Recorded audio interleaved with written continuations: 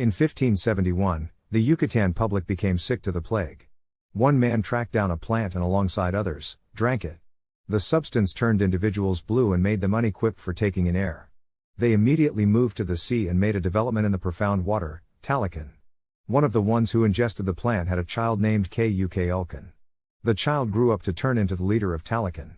At the point when Fen passed on, she requested to be covered on the land. Kuk Ulcan drove a few watchmen up to the land where he saw human progress. They went after the human advancement to account for his mom's interment. One of the townspeople referred to him as Namor, signifying the kid without affection. Shuri works in her lab, making a respectable attempt to make a counterfeit heart-molded spice to use for her sibling and Wakanda's best, T'Challa, who is passing on from a disease. Ramonda gradually strolls into the lab, reporting the ruler's passing. After a year, Wakanda is experiencing difficulty with different countries needing their vibranium. The Dora Milaje find French military men attempting to take them from their station. Afterward, Ramonda converses with the assembled countries and uncovers the French's endeavor to take. She reminds the nations that despite the fact that the Black Panther is gone, they will in any case battle. At a mining station, Americans mine in the sea utilizing a vibranium locator that was made by a MIT understudy, Riri Williams. They utilize this to find vibranium in the sea.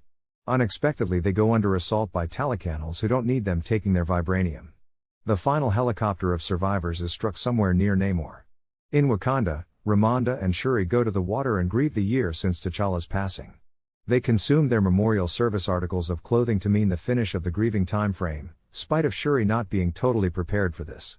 Namor then shows up, traversing the boundary by going under the water. He uncovers to them the presence of Talocan and believes their assistance should prevent outsiders from taking vibranium. He likewise makes sense of that Wakanda isn't the main spot that has vibranium, Talocan has it as well. Ramonda berates him, stressed over his presence. He lets them know he will kill the researcher who created the machine and that they can help him, yet they can't hold him up. They return to Wakanda, however just for additional torture as Namor and his kin attack. They flood the city causing a full-scale war. Namor deals with all of the Wakandan vehicles prior to flooding the royal chamber holding Ramonda and Williams. Williams begins suffocating, so Ramonda swims to save her. She can get Williams to somewhere safe and secure, yet just suffocate all the while.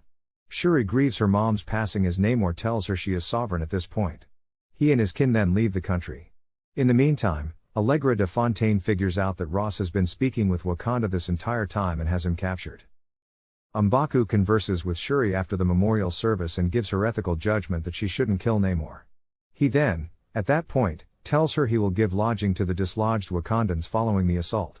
Shuri then utilizes Namor's mom's wristband to make the counterfeit heart-formed spice which at last works. She goes to the astral plane in the wake of taking it and is welcomed by Eric Killmonger, who claims they are something similar. They contend a peace before Shuri claims she will kill Namor out of vengeance. Shuri awakens and makes herself a suit. She then drops into a gathering among M'Baku and the seniors as the Black Panther. In the planning of the fight, Shuri and Williams understand that they could debilitate Namor by warming his body up to where it can't get oxygen. They then, at that point, make a second Ironheart reinforcement. Shuri gives Okoye a new covering, acting similar to Iron Man's also, called the 12 p.m. Holy Messengers. Okoye initiates Annika to be separated from her two lady groups. In the sea, they utilize a vessel to bait the Talacanals into a snare. The fight begins as Namor appears to acquire the upper hand. Notwithstanding, Black Panther traps him in a regal claw contender as they remove off from the fight. In the meantime, the Dora Milaje battle the Talacanals on the vessel while the Jabari clan, Nakia, and the others fight the ones on top. Ironheart and the 12 p.m. Heavenly Messengers deal with the airborne Talacanals.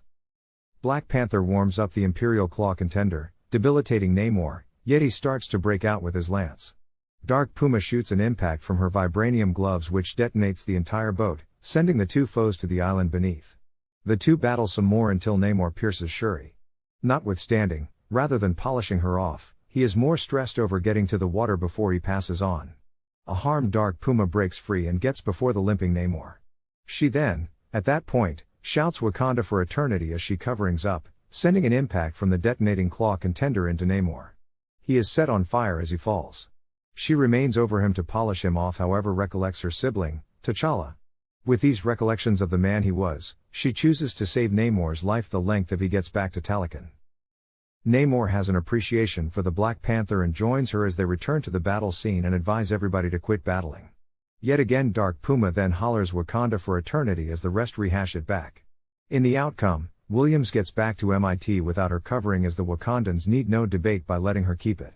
Shuri leaves for Haiti as opposed to trying for the privileged position, which eventually is tested by M'Baku. Afterward, Namor paints in his room as Atuma welcomes him. Namor guarantees her that their new collusion with Wakanda will be valuable. While heading to jail, Okoye breaks Ross out of guardianship. In Haiti, Shuri meets with Nakia prior to leaving for the ocean side where she consumes her memorial service stylized robe, permitting her to lament at last. In a mid-credits scene, Shuri discovers that Nakia and T'Challa have a child, Toussaint, who Nakia has been bringing up stealthily distant from the strain of the lofty position.